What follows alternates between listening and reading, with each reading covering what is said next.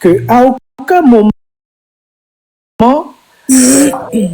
aucune armée au monde n'est constituée pour garder le siège d'un roi, pour garder le siège de quelqu'un. L'armée est là pour protéger la nation et le territoire national. Alors, ils ont complètement galvaudé leur mission et ils sont aujourd'hui dans un état d'esprit. On leur a fait comprendre qu'ils doivent être là pour garder Faure Gnassingbé. Mais non, ce n'est pas ça leur rôle. Et c'est ce qui est dommage. D'ailleurs, c'est pour cela qu'on ne les respecte pas. Hein. Puisqu'ils ont décidé de garder Faure Gnassingbé, non pas de garder le peuple togolais, derrière le peuple togolais. Et j'avais dit déjà dans un message que j'avais passé que, mais, vous savez, quand les officiers français viennent, leurs homologues, ils viennent au Togo ou même dans d'autres pays africains, ils ne respectent pas nos officiers. Hein. Ils n'ont aucun égard vis-à-vis d'eux. Vous savez pourquoi? Parce que, d'abord, ils ne gagnent pas bien leur vie et ils les méprisent, ils les sous-estiment. Ils estiment que c'est eux qui sont là et puis eux, voilà, c'est eux qui leur ont donné leur grade, tout ça. Alors que ça ne doit pas être ça. Un colonel en France doit valoir un colonel au Togo. Voilà, tu es colonel, c'est un grade. Si tu es colonel, tu es colonel. Non, les nôtres, ils ne se considèrent, et eux-mêmes laissent transparaître qu'ils sont un pays inférieur.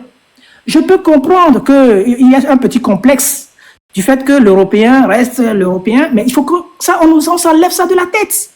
Et c'est ce qu'on leur demande aujourd'hui aussi en disant, mais vous êtes là pour le peuple togolais. Qui est-ce qui vous paye à la fin du mois? C'est le peuple togolais, ce n'est pas Faure Gnassingbé. Ils croient que l'argent appartient à Faure Gnassingbé. Comme les gens ont cru aussi que l'argent appartient à Yadema. Non, c'est pas vrai. L'argent du Togo appartient aux Togolais d'abord. Parce que c'est de l'argent, un, qui vient des ressources du Togo, deux, qui vient des impôts du Togo. Donc ça, il ne faut pas l'oublier ça. Et c'est ça je ne comprends pas que nos militaires n'arrivent pas à se dire, mais nous, on ne peut pas être l'arbitre d'une personne. J'ai même dit un jour, si à supposer que demain, Faure Gnassingbé ne soit pas président et que, je ne sais pas, c'est Yak qui est président, ils vont avoir le même comportement. C'est-à-dire que ce sera Yak le roi et ils vont travailler pour Yak et non pas pour le peuple togolais. C'est cela qui leur manque. Et c'est pour cela qu'il y a eu cette distance entre le peuple togolais et notre armée. Ça ne devrait pas exister. Regardez un peu autour du Togo comment l'armée et le peuple sont en communion et en union. À tel point que chez nous, les nôtres qu'on zigouille à Pendjal dans le nord là, mais la population, mais ils assistent à ça tranquillement. Hein.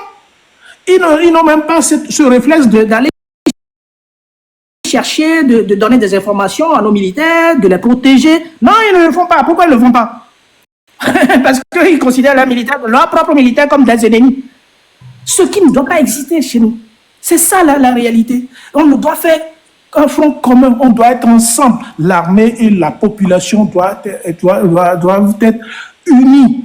Et si jamais il y a eu des difficultés, si nos frères d'armes sont en difficulté, c'est la population qui doit leur venir en aide.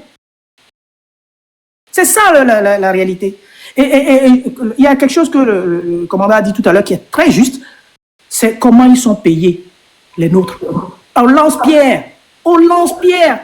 Vous voyez, il a parlé tout à l'heure qu'on doit les payer au moins à 120 000 euros, 120 000 francs, pardon, par mois. Moi, j'avais fait une émission avant, je leur ai dit au minimum 200 000. 200 000, c'est 300 euros en France. 300 euros, c'est rien du tout. Vous voyez, c'est rien du tout. Un instant, je ne vous arrête pas. Oui.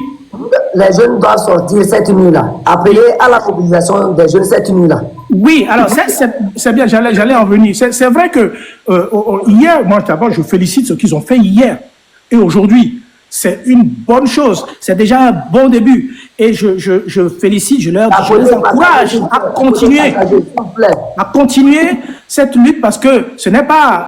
Vous savez, on a presque 60 ans de gouvernance dictatoriale. Ce n'est pas en une journée qu'on va balayer ces gens-là. Donc la lutte, elle sera peut-être longue.